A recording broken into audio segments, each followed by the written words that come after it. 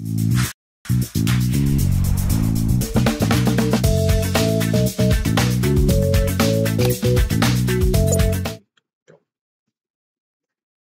so hi, my name's April. I'm a PhD student at Liverpool John Moores. Welcome everybody, thank you for coming. Everybody in the room who I'll probably be coughing at, I apologise. I've given you COVID, no I haven't. But I'm just coming off of the back of the cold, so I'm going to be a bit congested, unfortunately. But despite doing my PhD in paleoenvironmental reconstruction and more specifically glacial retreat in the US, I wanted to kind of give a more general talk. And I wanted to go back kind of in my academic career and talk about my master's. So I did a master's in Quaternary science.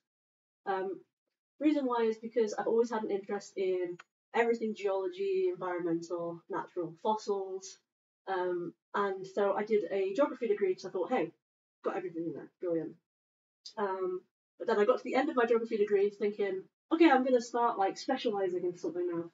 And I did not want to specialise. So I thought, hey, how about this master's degree in Quaternary science where I can study environmental change, glaciers, volcanoes, a bit of everything.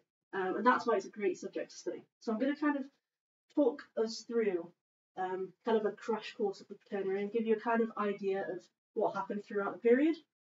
And this here is my favourite spot, my favourite rock in Snowdonia in Wales. So this is like a perfect example of a glacial valley, and it's kind of what inspired me to go into this subject. So we're going to start off by placing the Quaternary within the geological timeline, and we're going to look at like the concept of the Ice Age, and kind of talk about global climate change and how different things affect it, and then kind of go more specifically into regional climate change, and then we're going to kind of jump straight into biostratigraphy, looking at different types of fauna that were within the Quaternary, and kind of like some key developments throughout the period. So this is the geological timeline, might be familiar with it. We've got early life right at the beginning, so wasn't much going on at that period of time. You know, it was just very kind of dead. But during the Cambrian, we had this massive explosion of life, mostly in the seas, and that's why it's the age of invertebrates, because we have lots of marine life, but not much going on the surface of the earth. And then we've got the Mesozoic, which is everybody's favourite, dinosaurs. And then we lead into, after the horrible, catastrophic events of the extinction at the end of the Mesozoic, we've got the Age of Mammals. So that's where we find the Quaternary. We're actually in the Quaternary now. It's the most recent period of geological time. So, and also it's important to mention that the makeup of the continents has varied throughout time. Most famously, we've got Pangaea during the age of the dinosaurs, a supercontinent. So that changes how global climate works, because you've got different kinds of uplift happening. You've got less land mass around the poles. It's all based around the equator.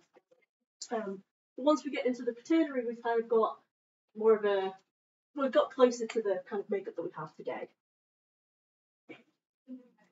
So I want to address the mammoth in the room, and that is the Ice Age, because I think pop culture kind of misled me to think that the Ice Age was one period of time when there was massive ice sheets covering the earth and there was mammoths and things all over the place.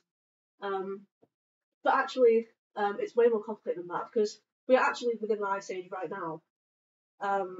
We're just in a warm period, which is called an interglacial. And the period of time that we tend to think of when we think of the Ice Age is about 20,000 years ago, and that is a glacial period. And throughout the Quaternary, we have had about 50 interglacial glacial cycles. So if you look at this, we've got, see the cursor? Yeah. This is where we're currently at. This is current interglacial. And then we've got the last glacial here, around 20,000 years ago. And the last interglacial, which is the last warm period, and so on and so forth. So this graph doesn't show the entire Quaternary, but you'll understand why later on. And I just wanted to kind of show this because it's a really interesting graph. These are called the marine isotope stages.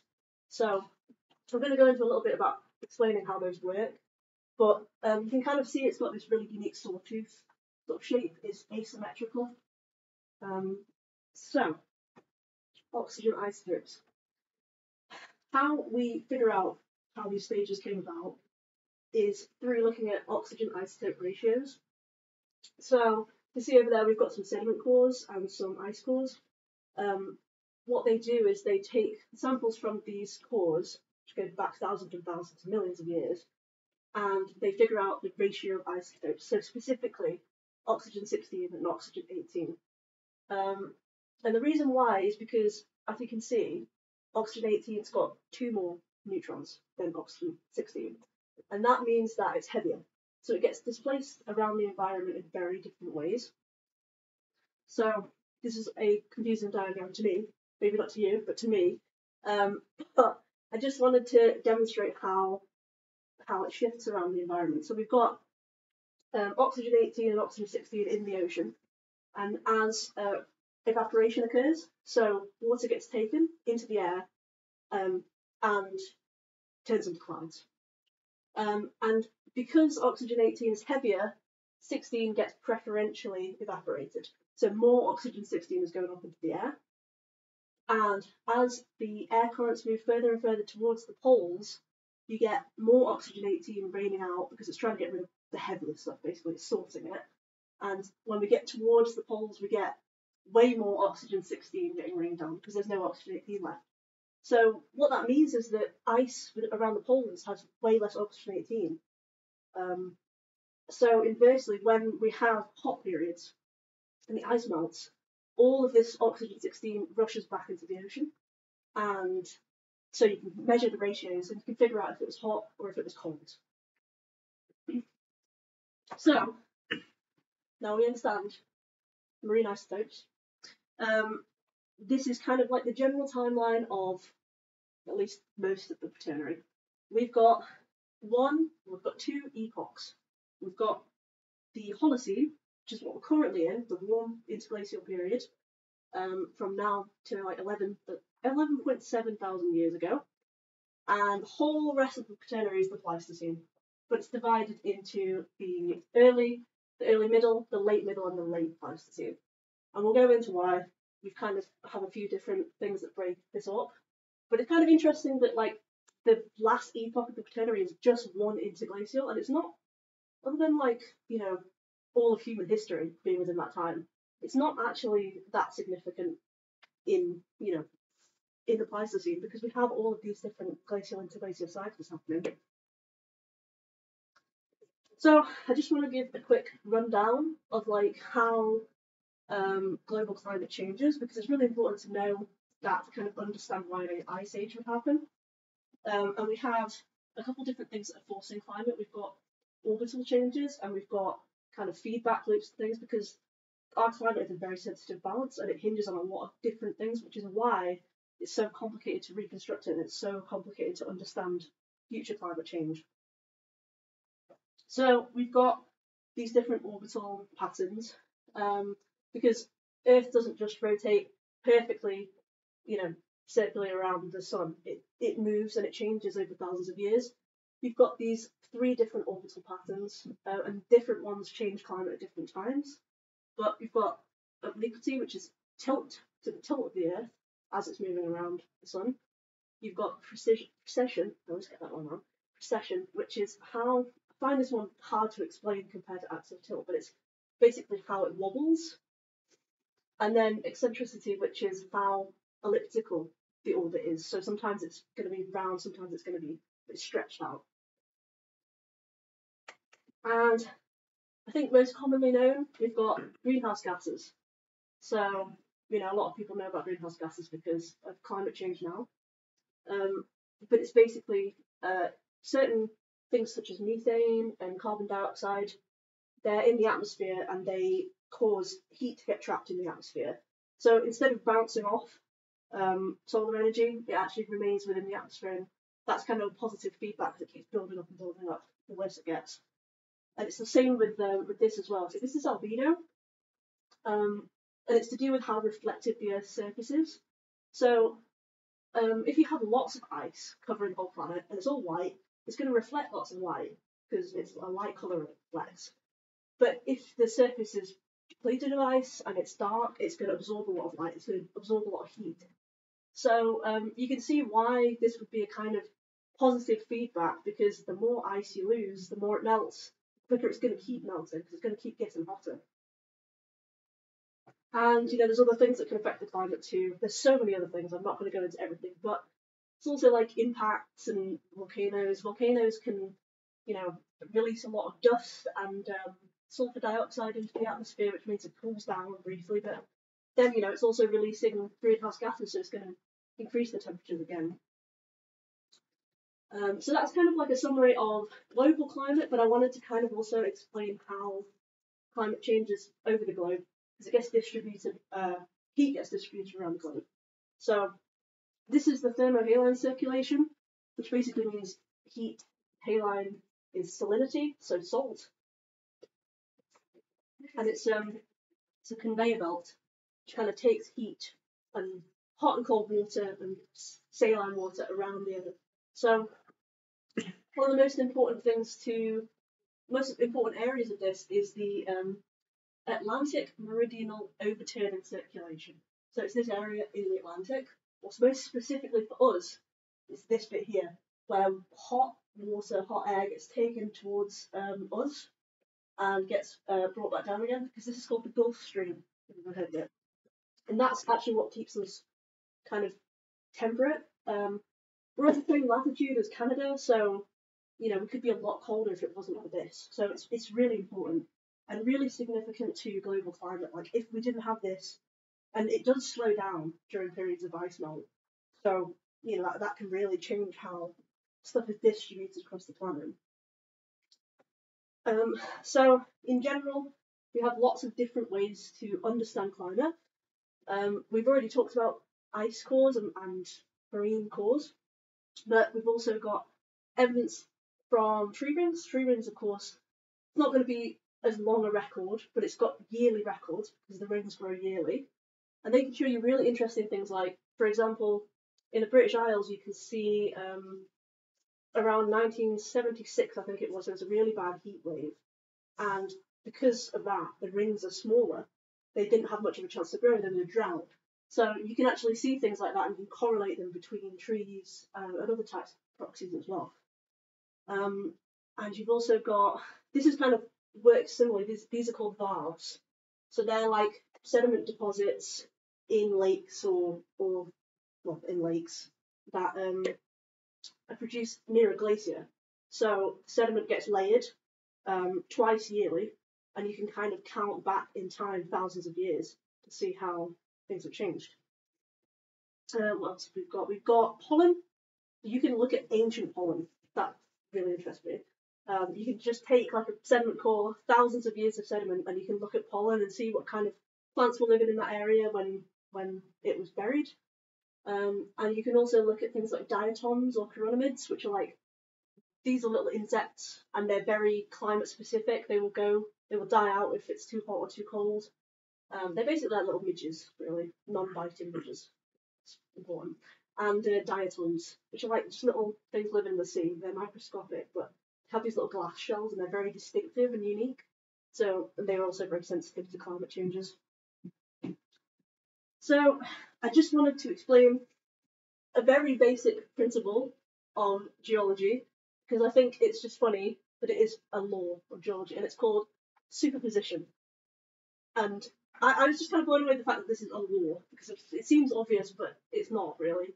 The fact that something that's at the bottom, say you've got like a cliff, and it's got lots of different stratigraphies, you've got lots of different types of deposits, rocks or sediments, you can tell that the oldest is at the bottom and the youngest is at the top, because it's been buried over time.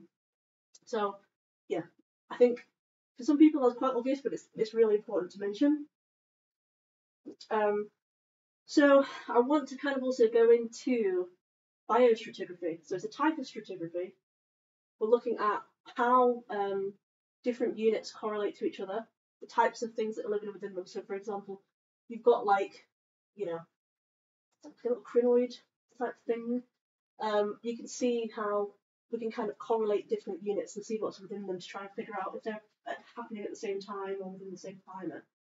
I think this is a really useful example, especially in the Quaternary.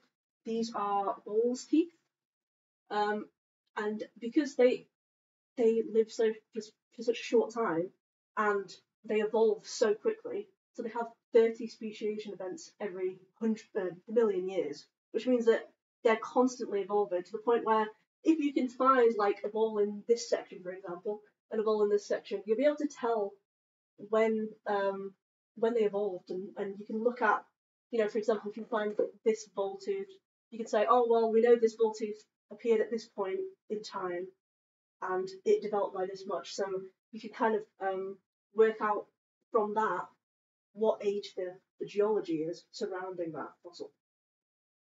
And a less specific example, but kind of a good one because it's sort of the trademark beast of the Quaternary, is mammoths. Because mammoths evolved over time during the Quaternary. They started off as southern mammoths, which would eat a lot of soft material. So their teeth didn't need these kind of like strong enamel plates. They weren't having to grind things down so much. But of course, as vegetation became more sparse, or kind of tundra vegetation became more coarse, it had more like shrubs and sedges and things, they had to adapt to survive. They had to grow plates, and they had to. So you can see that the woolly mammoth, which had its kind of heyday during the last glacial, it's got very developed teeth. So, looking at the timeline again, I kind of just want to go through some of the key events that happened within this period, because I think it's really interesting. I mean, I can't go into everything. It's such a wide topic, and I definitely recommend looking more into it because there's so much you can learn. But I just kind of want to give an overview of some of the archaeological finds we've found and paleontology and also the climate.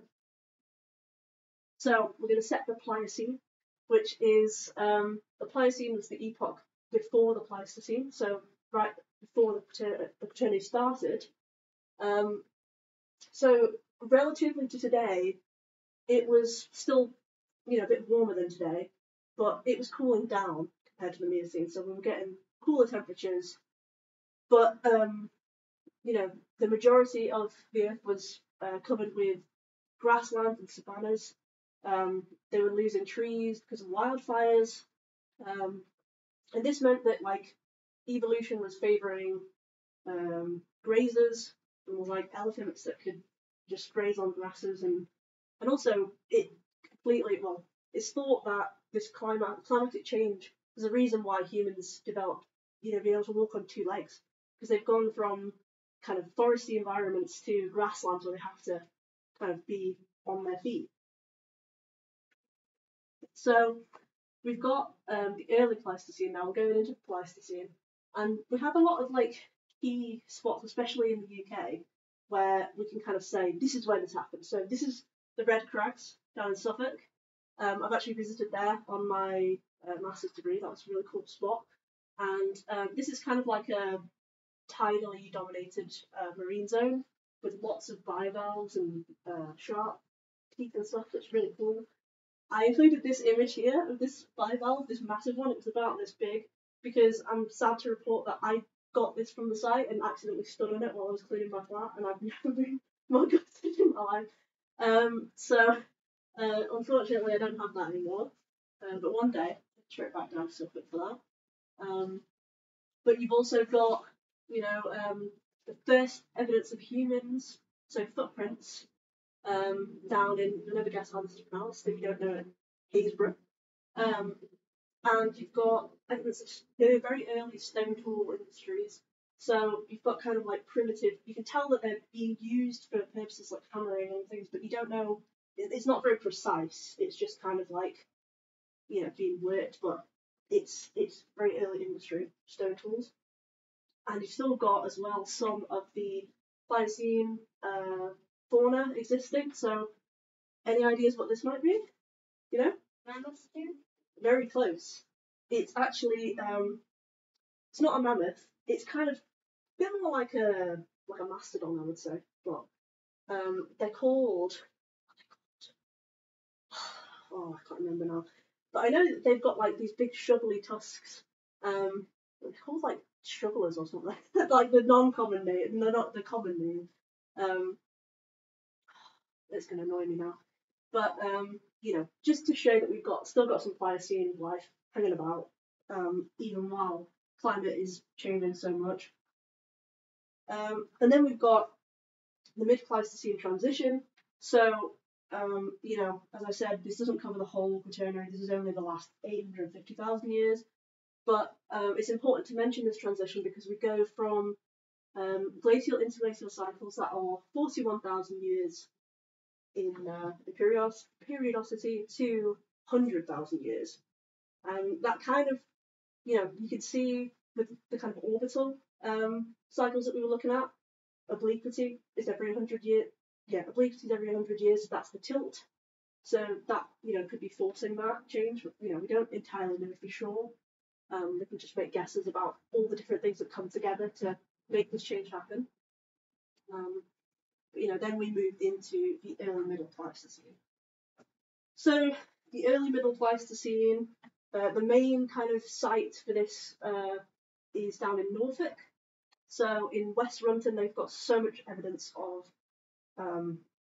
You've got the chromo forest bed, so you've got forests happening in this area with hyenas, and you know, you've got charcoal evidence as well from wildfires. And one of the most famous things to find there was the West Runton elephant. So this is a steppe mammoth. So this was the middle. I'll take it back, but it was the really big mammoth that was kind of existing in the middle of the Quaternary. So, and you've got some improvement to the stuff. So you can see like it's a lot more purpose to it now. They've got a very distinctive shape, but they're going to get more developed from there.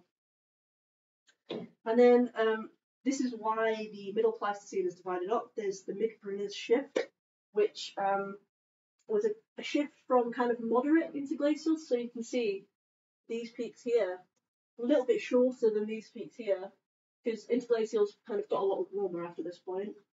I can't remember why that is, so that's helpful.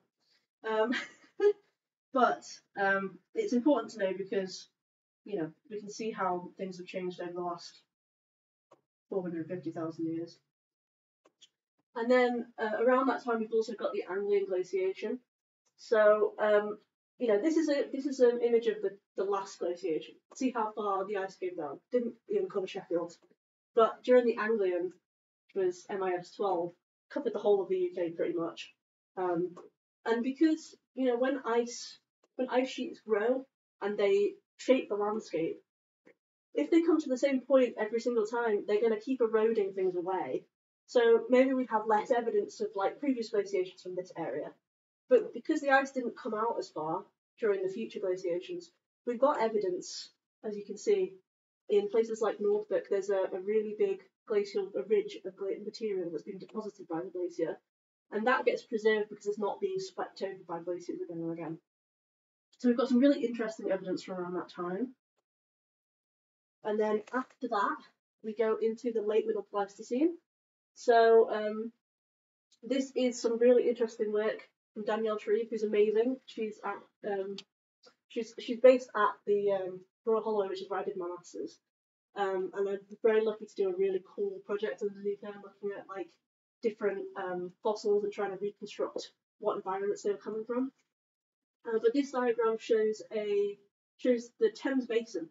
So it's a set of terraces where the Thames used to be.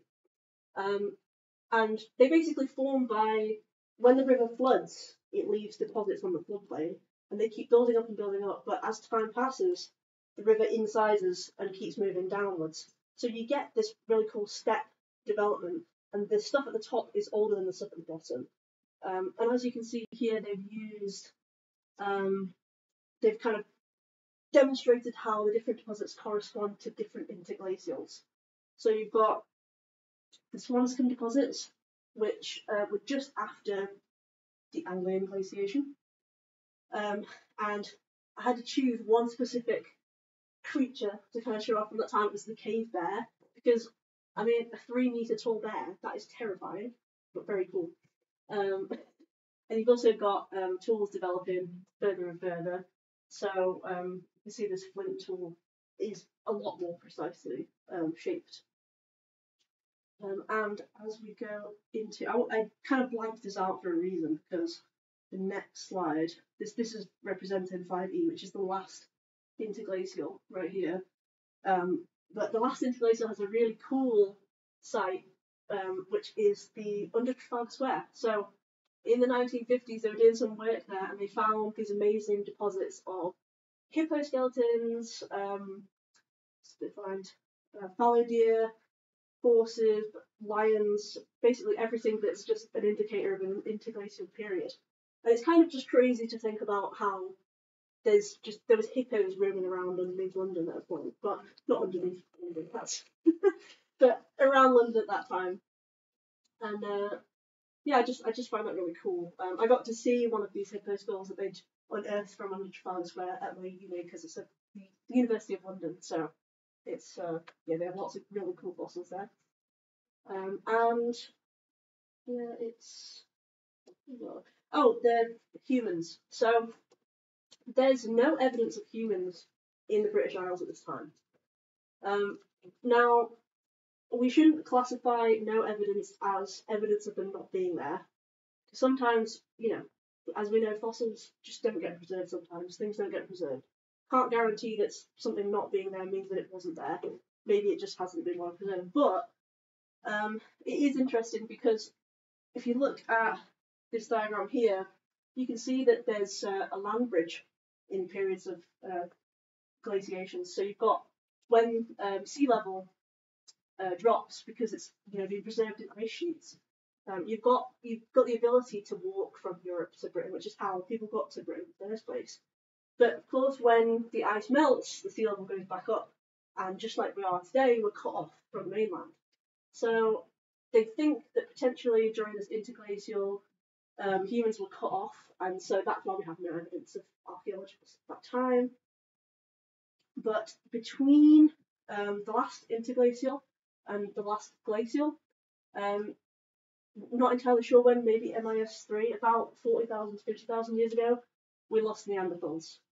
So Neanderthals were a different species of human, and we eventually developed into the modern humans we are today.